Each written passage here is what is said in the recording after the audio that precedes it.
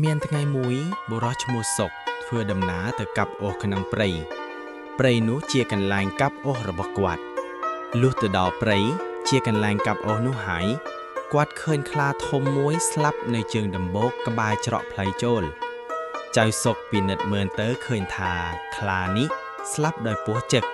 ព្រោះនៅខាងក្រោមខ្លានោះមានរន្ធពស់មួយបុរសនោះមានចិត្តសប្បុរសចំពោះសាកសពសត្វនោះណាស់ក៏ស្រាយថងយាមយកថ្នាំមកដុសលាបឲ្យខ្លានោះ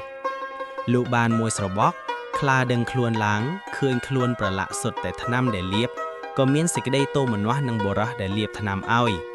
ហើយស្ដីឲ្យថាហេតុដូចម្ដេចបានជាអ្នកឯងហ៊ានយកអ្វីមកប្រឡាក់ខ្លួនអញយ៉ាងនេះបុរសនោះឆ្លើយថាយើងដើរមកបានឃើញបងឯងស្លាប់ដោយពួកថាអញមានស្លាប់អីពោះជឹកអញកាលណាអញកំពុងដេកលក់ស្រួលទេតើបើដូច្នោះអញត្រូវប្រហារជីវិតឯងធ្វើជាអាហារចៃសុកមានសេចក្តីតក់ស្លុតនិងសេចក្តីស្លាប់ជាខ្លាំងក៏អង្វរខ្លាថាបងអើយអាណិតយឿនផងកំអាលពីឃាតយឿនក្នុងគ្រានេះចាំយើងទៅរកអ្នកប្រាជ្ញណាឲ្យគេជំនុំជម្រះឲ្យបើរកទៅឃើញថាយើងខកសម្បងប្រហារជីវិតយើងបើយើងត្រូវបងត្រូវទុកជីវិតយើងខ្លាក៏ព្រមតាមសេចក្តីអង្វររបស់ចៅសុក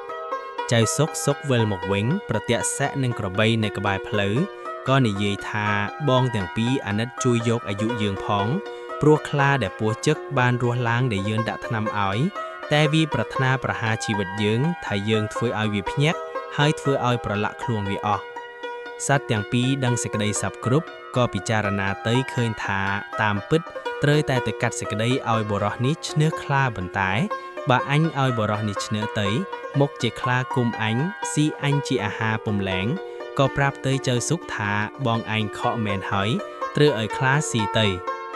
ចៅសុករឹតតែភ័យឡើងក៏លាសេះនឹងក្របីដាយយ៉ាងលឿនទៅទៀត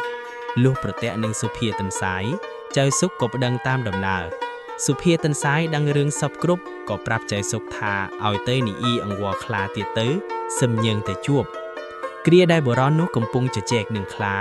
សុភាទន្សាយទៅដល់ក៏ធ្វើជាសួរថាបងទាំងពីរនាក់តោះគ្នាពីរឿងអ្វីខ្លានិងចៃសុកក៏បានប្តឹងតាមដំណើររៀងខ្លួនសុភាទន្សាយកាត់សេចក្តីថាបើដូច្នោះត្រូវបងខ្លាឯងទៅដេកនៅត្រង់កម្លៃដដែលឲ្យយូរដូចពីមុនបើដល់ពេលត្រូវភ្ញាក់ហើយពុំស្លាប់ទេសម្បងឯងមកពីឃាតមនុស្សនេះធ្វើជាអាហារចោះខ្លាទៅដេកតាមបង្គាប់ពស់ក៏ចេញពីរន្ធមកជឹកខ្លានោះស្លាប់ទៅសុភាទន្សាយឃើញខ្លាស្លាប់ហើយក៏ប្រាប់ទៅបុរសនោះថាបងឯងកុំលាបថ្នាំឲ្យវាទៀតប្រាប់ហើយក៏លាចៅសុកទៅលំនៅវិញ